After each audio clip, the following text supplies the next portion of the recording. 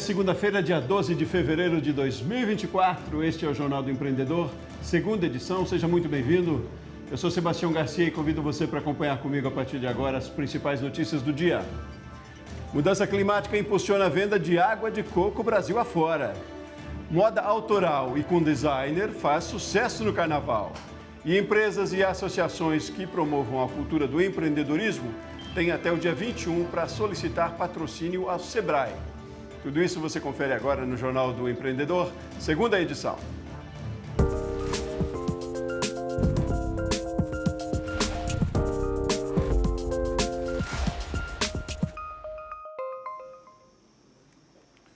Mais do que uma fantasia ou um abadá, tem folião que pula carnaval com estilo e bom gosto e designers. De olho nesse público, uma empreendedora de Brasília aposta na moda autoral e o resultado é só alegria. Vamos conferir na reportagem de André Lage. Para quem quer pular o carnaval com estilo, muitas roupas feitas artesanalmente. Uma peça pode levar 20 horas para ficar pronta. A marca Sobres, criada em 2021 pela Gabriela Werneck, nasceu focada em datas comemorativas. O Réveillon tem sido um bom momento de faturamento. E tem ainda os clientes que encomendam peças exclusivas para festivais de música, como o Rock in Rio e o Tomorrowland. A Sobres trabalha com peças exclusivas, então a cliente nos procura e a gente juntas desenvolve para ela aquela peça que está dentro da cabeça dela, que ela queria usar numa data especial, num festival, no aniversário, enfim, num local onde ela queira estar se sentindo maravilhosa. A gente tira isso do papel e materializa para essa cliente. As habilidades para os trabalhos manuais surgiram na vida da empresária ainda quando ela era criança. Eu cresci ao lado da minha avó materna, que é costureira. Era costureira, infelizmente ela já faleceu, mas ela era costureira. Ela também pintava porcelana, gostava muito dos trabalhos manuais. E por ter crescido perto dela, eu desenvolvi essas habilidades. Ficava vendo ela costurando do lado dela. Ela não deixava eu mexer na máquina porque eu era pequena, mas ela me deixava participar de tudo isso. E aí, a partir daí, surgiu o meu amor pelas atividades manuais e fui desenvolvendo ao longo da vida. As vendas para o período do carnaval são feitas principalmente nesse brechó, que também funciona como uma loja colaborativa. A empreendedora paga um valor mensal, além de uma porcentagem das peças para utilizar o espaço. Nosso espaço colaborativo ele é muito vantajoso para os dois lados. Para as marcas que estão expondo com a gente, porque eles têm um espaço físico, tem um ponto de venda físico também, e além de uma divulgação maior, atingindo o nosso público, como outros públicos também. E para a gente também é muito vantajoso, porque é uma proposta que casa com a nossa ideia e que são produtos que complementam o nosso acervo, por exemplo, e que são marcas locais, daqui de Brasília, marcas autorais, que encaixam exatamente com o que a gente acredita. No ano passado, para expandir os negócios para todo o Brasil, a empresária criou uma página na internet. Nela são publicados ensaios feitos por fotógrafos profissionais. Muito brilho e cores com o clima da marca. Antigamente, a maior parte do meu público era aqui do Distrito Federal. Hoje em dia, a maior parte do meu público é de fora do Distrito Federal. Então, hoje em dia, o site foi criado para a expansão nacional da Sobres. Então, isso deu muito certo. Além disso, as nossas parcerias com fotógrafos, com filmmaker, também são parcerias que alavancaram muito as nossas vendas, porque assim as pessoas conseguem ver melhor as peças, elas conseguem ver os detalhes da peça, mesmo não estando aqui, fisicamente, elas conseguem ver como é que é a peça e confiam na qualidade e acabam adquirindo. Agora, a ideia é fazer parcerias com outros espaços colaborativos espalhados pelo país. Carnaval é uma excelente oportunidade para os empreendedores de diversos setores. Na capital do país, essa possibilidade está ainda maior. Este ano, pela primeira vez, está sendo realizado o Circuito Brasília em Folia. O investimento do governo do Distrito Federal é de R$ 1.245.000. E a expectativa é de que a iniciativa atraia 400 mil foliões à capital da República. A coordenadora do circuito, Deise Hansa, falou sobre a ideia. Surge do acúmulo de muitos agentes culturais que são carnavalescos e produtores ali, artistas, de alguns blocos e territórios aqui no Distrito Federal, e que vem observando o crescimento do carnaval nesses últimos 10 anos e pensando em inovações. Obviamente que, além de fazer esse olhar um pouco mais cuidadoso com o que a gente está fazendo, a gente tem visto alguns modelos, né, em outros estados brasileiros. Aí a gente cita aqui o município de Belo Horizonte, o município de São Paulo, Rio, né, e o município de Salvador, que são grandes referências para a gente ter pensado, né, esse circuito que interliga 3 territórios muito importantes no Carnaval de Rua aqui do Distrito Federal. Esse vai ser o primeiro ano que a gente vai tentar observar de uma forma um pouco mais criteriosa e também obter dados da Secretaria de Economia e Fazenda do Distrito Federal para ver e confirmar de fato os impactos positivos na economia do Distrito Federal. Existem dados também muito positivos que uma consultoria que a Fé Comércio DF realizou no ano de 2023 e se pegar uma amostragem de 20 anos atrás, o Carnaval não impactava tanto quanto impacta hoje, porque as pessoas estão ficando no Distrito Federal e as pessoas estão vindo para o Distrito Federal no período do Carnaval, justamente por Brasília ter esse ativo tão diverso. Aqui você tem blocos que vão do tradicional samba, frevo, até mesmo bloco de música eletrônica, bloco de rock.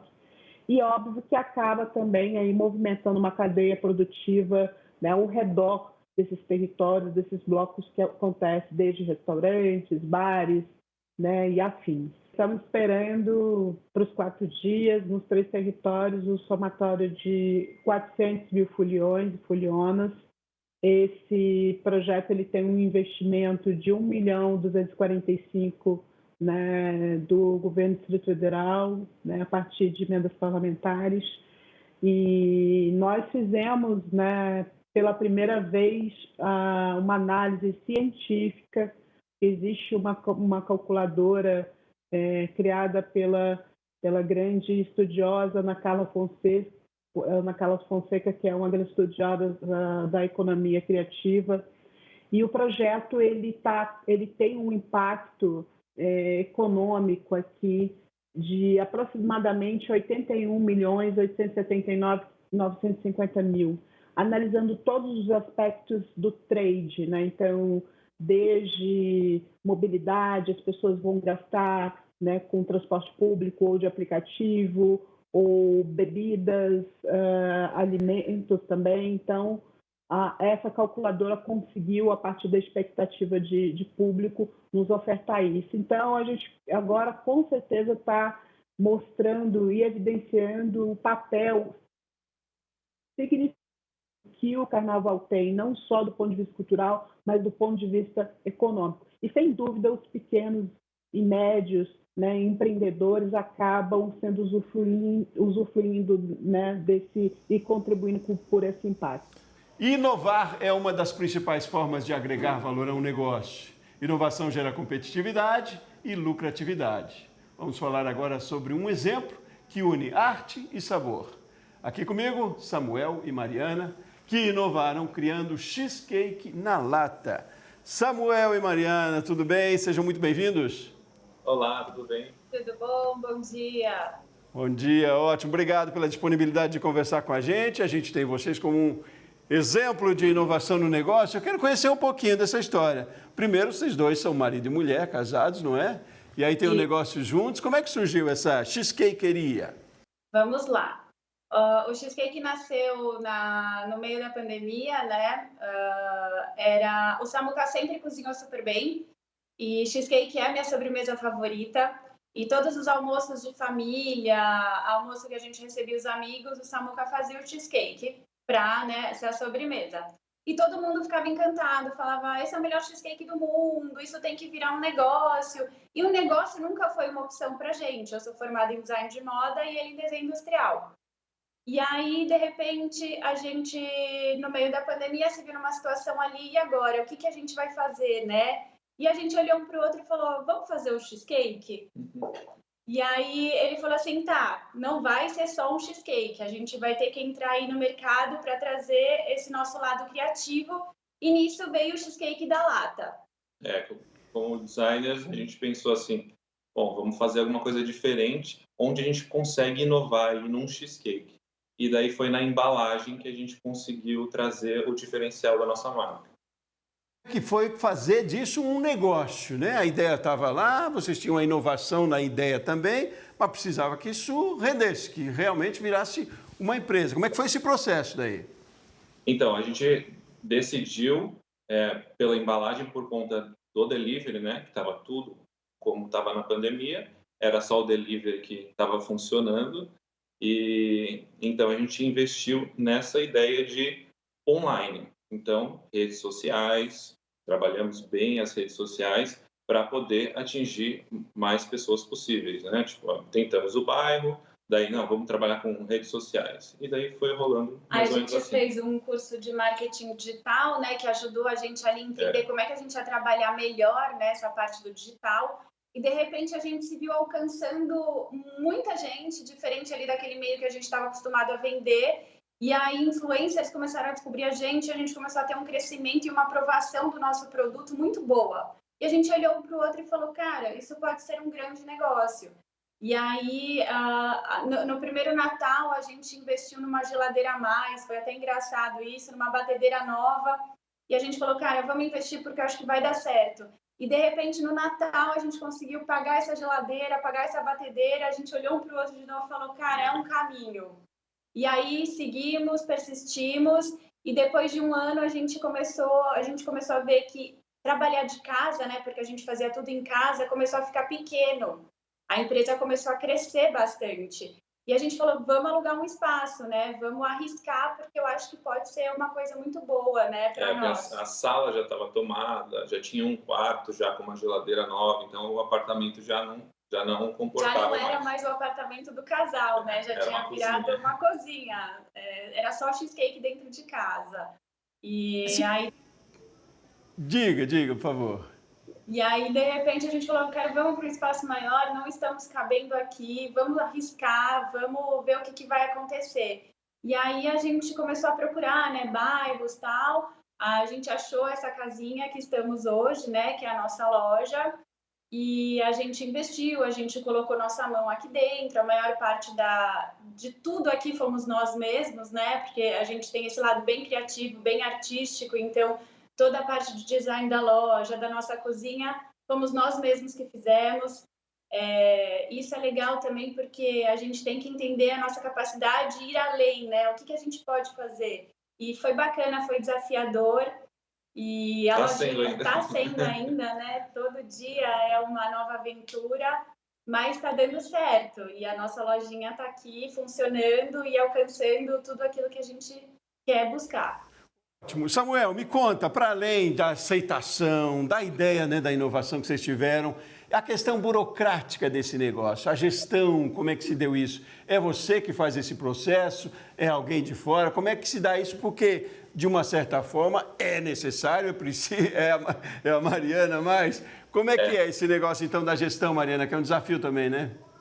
Eu sou totalmente da parte de criação mesmo. Eu faço a criação dos produtos, das embalagens, de inovação em geral, dos sabores. Agora, essa parte burocrática é com ela mesmo, tratar com o fornecedor, parte financeira, então ela toca tudo muito bem. Foi uma bem desafiadora. Ninguém te conta ali, né, como é esse caminho de gestão, de ter funcionários, lidar com pessoas, com fornecedores. Eu fui descobrindo tudo, a gente foi estudando, eu fui abrindo com o Samuca essas minhas dúvidas, né, de gestão, como é que a gente pode segurar um caixa, quanto a gente pode gastar para investir num equipamento novo. qual a melhor maneira da gente fazer essa gestão de funcionários, de loja funcionando. Então, tudo isso a gente foi aprendendo, a gente até estava comentando ontem, né? O nosso negócio começou muito do zero. Fomos nós mesmos, nós dois, que fomos aprendendo tudo aos poucos, ninguém contou nada pra gente. Então, essa parte a gente foi realmente botando a mão na massa, quebrando cabeça, comprava no lugar, depois descobria valores melhores, competitivos.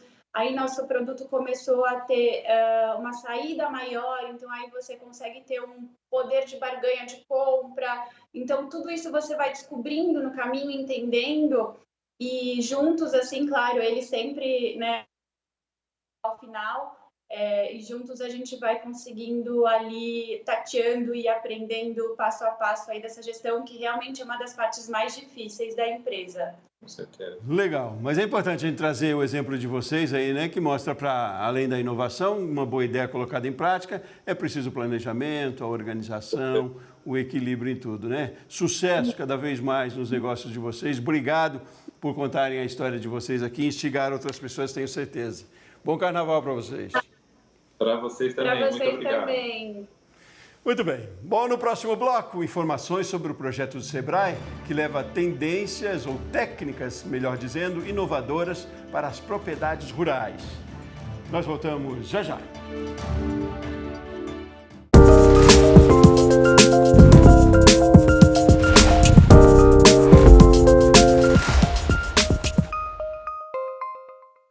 Muito bem, estamos de volta com o Jornal do Empreendedor, segunda edição.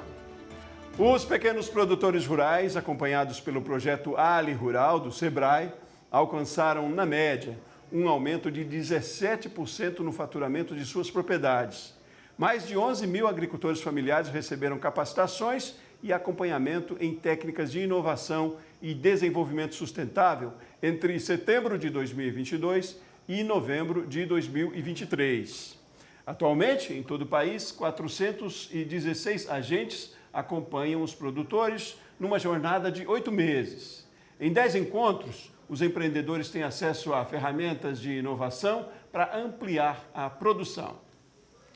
A Firjan, a Federação das Indústrias do Estado do Rio de Janeiro, considera crucial a continuidade das reduções da taxa Selic para a economia e ressalta que há espaço para cortes ainda mais intensos. Sobre esse assunto, nós conversamos agora com Jonathan Goulart. Ele é gerente de estudos econômicos da Firjan. Jonathan, bom dia, tudo bem? Bom dia a todos. Jonathan, me fale essa possibilidade e tendência, né, de queda cada vez mais na taxa Selic, o que é preciso se considerar de impacto ou dessa tendência, o porquê dela acontecer? Então, o que a gente tem observado é que a inflação ela já tem dado sinais de arrefecimento, ou seja, a inflação ela já tem estado mais bem comportada nos últimos meses. Mas mais importante do que a inflação atual é a perspectiva de inflação. A gente tem olhado a perspectiva de inflação do mercado, tanto para esse ano, para o final de 2024, quanto até para 2025, a gente já tem uma inflação mais bem comportada. E essa é uma variável chave para o Banco Central determinar como que ele vai andar com a política monetária. Se a expectativa de inflação está mais baixa, ele pode naturalmente calibrar um pouquinho mais essa taxa de juros corrente, porque o objetivo da taxa de juros é, de fato, controlar a inflação. Que outros fatores tem aí que podem ainda interferir nessa queda da taxa? Eu digo fatores externos também, externos para além do Brasil? Eu acho que a principal variável que a gente está falando são as variáveis que são não controláveis. A gente está falando aí principalmente o impacto que as mudanças climáticas, por exemplo, podem ter, por exemplo, sobre o preço dos alimentos. Isso é uma variável não controlada e é uma variável importante. Mas uma variável, acho que é também bastante relevante quando a gente está pensando em política monetária de uma maneira mais macro, é a política fiscal. Acho que a política fiscal é importante, porque toda vez que a gente tem um impulso fiscal, a gente tem um governo gastando mais do que arrecada, isso naturalmente também acaba sendo um impulso de demanda sem necessariamente partida de aumento de oferta. Isso, novamente, acaba também empurrando um pouco mais uma inflação e a gente acaba tendo um desequilíbrio, o Banco Central sendo obrigado também a aumentar a taxa de juros para tentar segurar um pouquinho também o aumento dos preços. Discussões políticas, como a reforma tributária, a gente viu aí na última semana com o reinício dos trabalhos no Congresso, discussões da reforma administrativa que deve acontecer também ainda no segundo semestre, também podem impactar. Essas são variáveis que elas mudam a economia mais no médio e longo prazo. Por exemplo, a reforma tributária, ela de fato só vai ser efetiva daqui a 5 anos. A gente tem um processo de transição e a reforma administrativa, ela ainda está sendo discutida. Então, até ela ser implementada e, de fato, isso ter um efeito sobre os gastos do governo com o pessoal, isso ainda vai levar um tempo ainda até isso, de fato, acontecer na economia. Mas essas variáveis são extremamente importantes para melhorar a confiança tanto de empresário quanto dos consumidores. Ou seja, a reforma tributária é importante para a confiança dos empresários e quando a gente fala de uma reforma administrativa, a gente está falando de uma racionalidade para a principal variável do gasto público, que é o gasto com o pessoal. E essa racionalidade também tem um poder de melhorar muito a expectativa do mercado, a expectativa dos agentes. E a gente costuma falar que expectativa é uma profecia autorrealizável. Quando as pessoas acreditam que algo bom vai acontecer, elas já se preparam e isso de fato acaba acontecendo. Ótimo. Jonatas, então, para além da expectativa, para o hoje, essa redução já, que impacto ela tem na economia, nos negócios, nos empreendimentos, né? Se por um lado temos taxa de juros mais baixas, pode favorecer talvez incremento nos negócios, por outro, talvez uma cautela nos investimentos. Como é que você vê?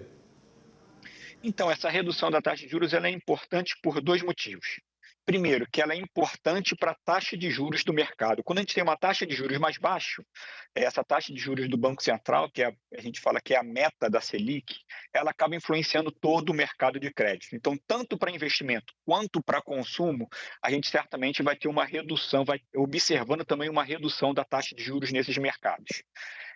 Como a taxa de juros ela vai caindo aos poucos, é bem provável que a gente sinta esse efeito de uma maneira um pouco mais forte só no segundo semestre, quando a gente ainda terá o efeito das reduções anteriores e das reduções presentes e também da próxima redução. Então, a perspectiva é de uma melhora no crédito, tanto para investidores quanto para consumidores. Por isso que a gente espera uma melhora também da economia, principalmente a partir do segundo semestre. Mas em termos de tomada de decisões dos empresários, dos industriais, neste momento, há que se fazer? É um momento de cautela, de esperar? Como é que você vê? De fato, a gente está num período que a gente sempre tem um pouco de cautela, porque essa velocidade de redução da taxa de juros, ela depende de diversos outros fatores, como eu falei, por exemplo, fatores que influenciam a inflação. Seja, por exemplo, a política fiscal, seja, por exemplo, a perspectiva da inflação. A gente não sabe se tem alguma outra variável que pode influenciar a inflação, mas, de fato, a expectativa é de que a taxa de juros ela venha caindo também nos próximos meses. Então, a gente diria que a nossa perspectiva é uma perspectiva de otimista, mas sempre com cautela, porque as imprevisibilidades ainda são muito grandes na nossa economia, não só no Brasil, mas no mundo como um todo. Concluindo, não seria o momento de fazer grandes investimentos, por hora. Eu acredito que o cenário ainda exige um pouco de cautela, sim. Jonatas Goulart, da Firjan, gerente de estudos econômicos da Federação das Indústrias do Rio de Janeiro. Obrigado pela sua participação aqui com a gente no Jornal do Empreendedor. Obrigado, um abraço. Muito bem. Olha, a hidratação do corpo é fundamental nessa época de carnaval, né? E a água de coco é uma boa pedida. Ela também funciona no combate à ressaca. E os empreendedores estão faturando nessa época do ano. Produto típico do Nordeste. O coco tem ganhado cada vez mais as cidades paulistas. O caminhão carregado da fruta sai da Bahia e de Sergipe com destino a São José do Rio Preto. São mais de 100 mil unidades vendidas por mês. Atendemos trailer, ambulantes, mini restaurantes. A empresa está há 20 anos no mercado e em 2023 sentiu as vendas dispararem por conta das altas temperaturas. O coco é a terceira fruta mais vendida hoje no Brasil, depois da laranja e banana. E mesmo percorrendo um trajeto de quase 3 mil quilômetros, ela está sempre fresca e deliciosa para beber. Hidrata o corpo, é bom para a pele, ele é medicinal também, principalmente quem faz exercício físico, é bom estar tomando. Estão abertas até o dia 21 de fevereiro as inscrições para empresas, associações e projetos que promovam a cultura do empreendedorismo solicitarem patrocínio do Sebrae. Os pequenos negócios e ações de sustentabilidade, inovação, inclusão e competitividade poderão solicitar patrocínio do Sebrae, desde que as iniciativas sejam realizadas entre abril e dezembro deste ano. Podem se inscrever projetos de feiras, exposições, mostra de produtos, congressos, conferências, fóruns, seminários, workshops e rodadas de negócios. Os eventos podem ser em formato presencial, híbrido ou virtual e devem ter pelo menos mais um patrocínio. Os projetos devem apresentar a marca Sebrae. No dia 29 de março sai o resultado dos selecionados. Muito bem, assim a gente termina essa edição do Jornal do Empreendedor. Outras notícias às 7h30 da noite. Uma ótima tarde para você, ótimos negócios, bom carnaval e até mais.